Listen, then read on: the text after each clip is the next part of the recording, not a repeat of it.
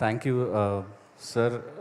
ఇక్కడున్న స్టేజ్ మీద ఉన్న ప్రతి మ్యూజిక్ డైరెక్టర్కి నేను పేరు పేరున అందరికీ థ్యాంక్ యూ సో మచ్. మీ అందరికీ పెద్ద ఫ్యాన్. ఐ థింక్ ఏదో ఒక రోజు నా కెరియర్లో మీ అందరితో ఒక గొప్ప పాటలు చేయించుకునే అవకాశం రావాలని మనస్ఫూర్తిగా కోరుకుంటున్నాను. And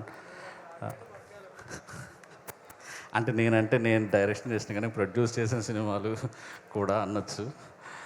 so sir thank you so much. I think Mani sir కోసం మీ అందరు ఇలా రావటం like thank you like stage ఒక నిండుదనంగా ఉంది sir. Thank you so much sir. And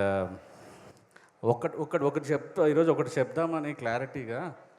so నేను ఫస్ట్ టైం మణి శర్మ గారి ఇంటికి వెళ్ళినప్పుడు గేటు తెరుచుకొని లోపలికి వెళ్తే ఒక బెంజ్ కారు ఉన్నిందనమాట. ఈ కారు ఎప్పుడు కొనుక్కుంటాంరా మనం అనుకుని ఇట్లా లోపలికి వెళ్ళా. ఇలాంటి ఆఫీస్ ఎప్పుడు కట్టించుకోవాలరా అని లోపలికి వెళ్ళాను. ఆ తర్వాత ఆయన ఆ టకీలా కలెక్షన్ ఉందన్నమాట. ఆ టకీలా కలెక్షన్తో చిన్న ఇండిపెండెంట్ ఫిలిం తీయచ్చు మనం.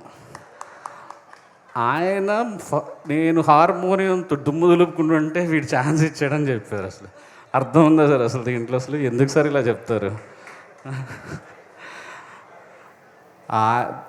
అప్పటికి ఇప్పటికీ ఆయన legendary music director, busiest music director.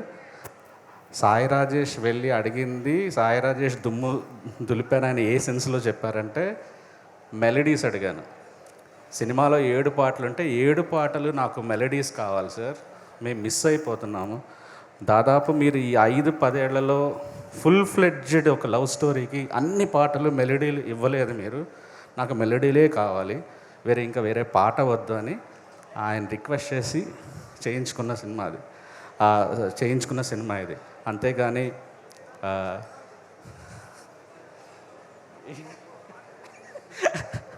So ఆయన నేను మాట్లాడంటే పొరపాటు ఆ రోజు మాట్లాడించిన దానికి చాలామంది దానికి రీల్స్ వేసి దాని వెనకాల బ్యాక్గ్రౌండ్ స్కోర్లు వేసి ఏవేవో పెట్టారు. అదంతా నిజం కాదు, నమ్మకండి అసలు. అండ్ ఈ పాట క్రెడిట్ మణి సార్తో పాటు ఇద్దరికి ఇవ్వాలి. ఒకటి ఆనంద్ శ్రీరామ్ అండ్ మా రవి, డైరెక్టర్ రవి. ఎందుకంటే ఈ సిచ్యువేషన్ చాలా హార్ట్ బ్రేకింగ్ సిచ్యువేషన్. ఆ సిచ్యువేషన్కి ముందు లిరిక్ రాసి, పల్లవి రాసి, దాన్ని రవికి చెప్పి, రవి దాన్ని ఒక డిఫరెంట్ అప్రోచ్తో సార్ లిరిక్కి అది పల్లవి ట్యూన్ చేశారు సార్. చరణం అంతా మళ్ళీ ట్యూన్కి లిరిక్ రాశారు. సో ఇది ఇలాంటి పాట చాలా గట్స్ ఉండాలి డైరెక్టర్కి తీసుకోవటానికి. కొన్ని పాటలు మణి సార్ ఒక ఇంటర్వ్యూలో చెప్తారు, ఒకటి ఇన్స్టెంట్గా ఎక్కుతుంది, ఒక పాట నరాల్లోకి ఎక్కితే స్లోగా ఇంకా అది ఆ పాట చచ్చే వరకు మనతో నిలిచిపోతుందని. అలాంటి పాట ఈ పాట. ఇది నాకు తెలుసు చాలా ఇన్స్టెంట్గా మీ బుర్రలోకి ఎక్కకపోవచ్చు, కానీ స్లో పాయిజన్ ఒక్కసారి ఎక్కిన తర్వాత మణి సార్ క్లాసిక్స్లో టాప్ సాంగ్గా ఉంటుంది ఇది. అండ్ సినిమా రిలీజ్ అయిన తర్వాత ఈ పాట మిమ్మల్ని వదలదు. ఇంటర్వెల్ ముందు వస్తుంది, ఇంటర్వెల్ తర్వాత వస్తుంది, సినిమా అంతా ఈ పాట ట్రావెల్ అవుతుంటుంది. చాలా గొప్ప పాటగా నిలిచిపోతుంది ఈ సినిమా రిలీజ్ అయిన తర్వాత. అండ్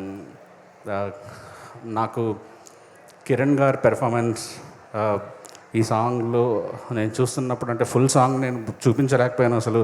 అంటే ఎక్కడ ఏ సర్ప్రైజింగ్ ఎలిమెంట్స్ మిస్ అయిపోతానని చాలా కంట్రోల్ చేసుకొని ఎటువంటి పరిస్థితుల్లో కిరణ్ బోరం గారి ఆయన పెర్ఫార్మెన్స్ రేంజ్ అనేది ఇప్పుడే చూపించొద్దు, సినిమా వచ్చిన వాళ్ళందరికీ అసలు ఒక గ్రేట్ ఎక్స్పీరియన్స్ ఇవ్వాలి అని చాలా కష్టపడి కట్ చేయాల్సి వచ్చింది ఈ సాంగ్ సార్. Thank you. ఈ సినిమా యాక్సెప్ట్ చేసినందుకు కాదు, ఈ పాత్రకి ఇంత గొప్ప ప్రాణం పోసినందుకు thank you so much sir. Gauri, నువ్వు ప్రాణం పెట్టావు ఈ సినిమాకి.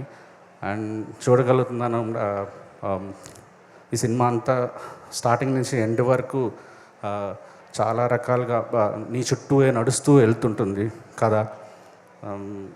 సో అంత మంచి పాత్రను నువ్వు చేసినందుకు చాలా చాలా థ్యాంక్స్. బయట వాళ్ళందరూ నిన్ను తమిళ అమ్మాయిని తీసుకొచ్చాం అనుకుంటున్నారు కానీ యా మన పద్మారావు నగర్ సికింద్రాబాద్ అమ్మాయి.